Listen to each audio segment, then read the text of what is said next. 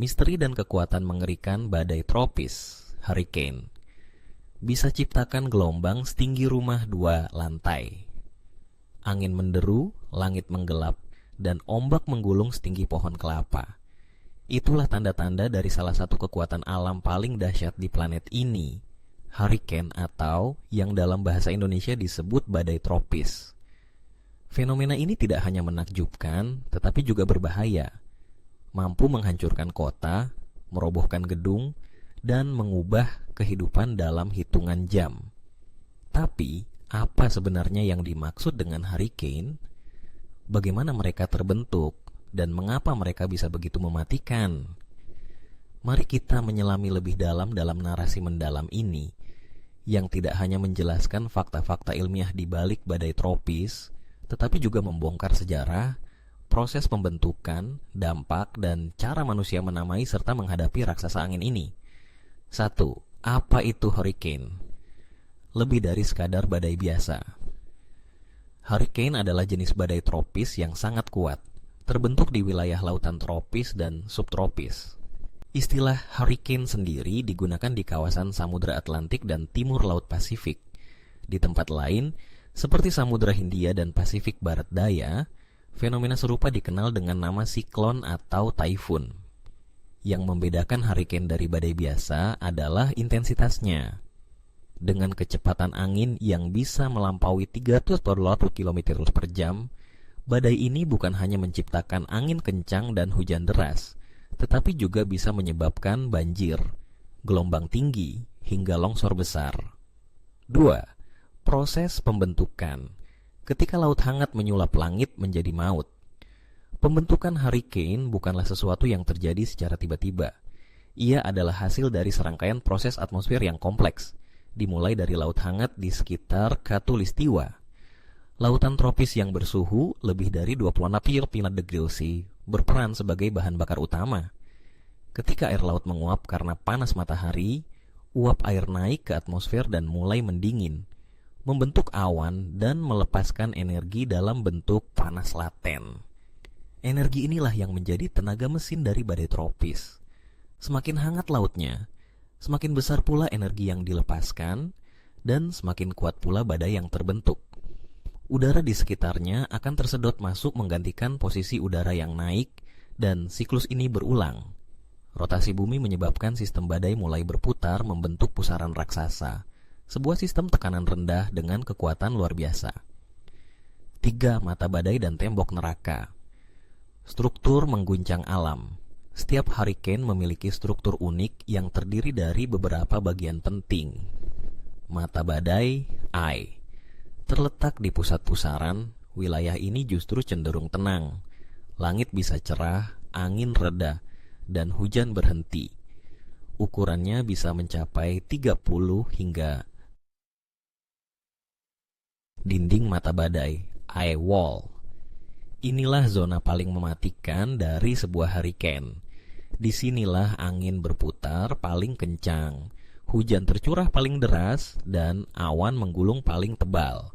Dinding mata badai adalah jantung badai yang memusnahkan apapun yang dilewatinya. Rain bands, jalur awan spiral yang mengelilingi mata badai, membawa hujan deras dan badai petir yang menyebar jauh dari pusat badai. 4. Ketika badai menyentuh daratan, bencana yang tak terhindarkan. Meski sebagian besar hurricane mengamuk di lautan dan kemudian melemah, tidak semua berakhir dengan damai. Ketika badai ini bergerak ke daratan, potensi kehancuran menjadi sangat besar. Energi yang terkumpul di atas laut kini dilepaskan di permukaan bumi, menghantam pemukiman, hutan, dan infrastruktur. Selain angin kencang, bahaya lain yang menyertai adalah storm surge, yaitu gelombang laut besar yang terdorong ke pantai oleh tekanan rendah dan angin kencang. Storm surge bisa menyebabkan air laut naik hingga 6 meter dan menjalar sejauh 150 km ke daratan. Kota-kota pesisir, terutama yang berada di dataran rendah, menjadi sangat rentan terhadap banjir besar dan kerusakan parah. Kecepatan angin setara dengan tornado raksasa. Angin dalam hurricane bisa mencapai kecepatan ekstrem.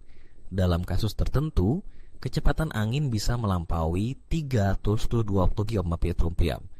Cukup kuat untuk mencabut pohon besar, merobohkan bangunan bertingkat, hingga membalikan kendaraan. Para ilmuwan menggunakan skala Saffir-Simpson untuk mengklasifikasikan kekuatan hurricane, mulai dari kategori 2 terlemah hingga kategori 5 paling mematikan. Hurricane kategori 5 dapat menyebabkan kehancuran total di wilayah yang dilaluinya. 6. Arah putaran yang berbeda. Hukum fisika di balik rotasi. Tahukah kamu bahwa hurricane di belahan bumi utara dan selatan berputar ke arah yang berbeda? Di belahan bumi utara, badai tropis berputar berlawanan arah jarum jam, sedangkan di belahan bumi selatan mereka berputar searah jarum jam. Fenomena ini disebut gaya Coriolis, efek yang dihasilkan oleh rotasi bumi dan sangat berpengaruh dalam sistem cuaca global. 7. Nama yang menakutkan. Kenapa hurricane diberi nama? Bayangkan harus menyebutkan setiap hurricane dengan deskripsi teknis seperti badai tropis tekanan rendah yang terbentuk di koordinat 15 degi LU 9 degi B pada tanggal sekian. Maka, untuk memudahkan pelaporan dan komunikasi publik, World Meteorological Organization (WMO) memberikan nama kepada setiap badai tropis yang signifikan. Setiap tahun, WMO menyusun daftar nama berdasarkan abjad yang dipakai secara bergiliran. Nama-nama ini bisa kembali digunakan setiap 6 tahun, kecuali jika badai tersebut sangat mematikan atau merusak, maka namanya akan dipensiunkan. Contohnya adalah Hurricane Katrina 2005 yang menyebabkan kehancuran besar di Amerika Serikat. Nama berbeda, bahaya yang sama. Walaupun dikenal sebagai hurricane di Samudra Atlantik dan Pasifik Timur Laut, badai ini punya nama lain di berbagai belahan dunia. Typhoon digunakan di Pasifik Barat Laut. Cyclone digunakan di Samudra Hindia dan Pasifik Selatan. Meski namanya berbeda, prinsip kerjanya sama. Badai tropis besar yang terbentuk di atas laut hangat dan membawa kehancuran jika mencapai daratan. 9. Monster terbesar yang pernah tercatat, Typhoon Tip. Salah satu badai tropis terbesar yang pernah tercatat dalam sejarah adalah Typhoon Tip yang terbentuk pada tahun 1979 di wilayah barat Laut Pasifik. Dengan diameter mencapai 220 km, badai ini nyaris setengah ukuran benua Amerika Serikat. Tip tidak hanya besar secara ukuran, tetapi juga sangat kuat, dengan tekanan udara terendah yang pernah dicatat di pusat badai, yaitu 870 milibar, angka yang jauh di bawah tekanan atmosfer normal. 10. Kehidupan pasca badai, trauma, pemulihan, dan kesiapsiagaan. Dampak badai tropis tidak berhenti ketika angin mereda. Setelah badai berlalu, masyarakat yang terdampak menghadapi tantangan besar. Listrik padam, jaringan komunikasi terputus, akses air bersih terbatas, hingga penyebaran penyakit akibat banjir dan limbah. Namun, badai juga mengajarkan kita tentang pentingnya mitigasi bencana, sistem peringatan dini, dan ketahanan masyarakat. Negara-negara di jalur hurricane seperti Amerika Serikat, Filipina, dan Jepang telah mengembangkan protokol evakuasi dan sistem radar yang canggih untuk mengurangi korban jiwa dan kerugian material. Antara keindahan dan kengerian alam, hurricane adalah fenomena alam yang menggambarkan kekuatan luar biasa dari planet tempat kita tinggal. Mereka terbentuk dari perpaduan sempurna antara panas lautan, dinamika atmosfer, dan hukum fisika yang bekerja secara harmonis namun mematikan.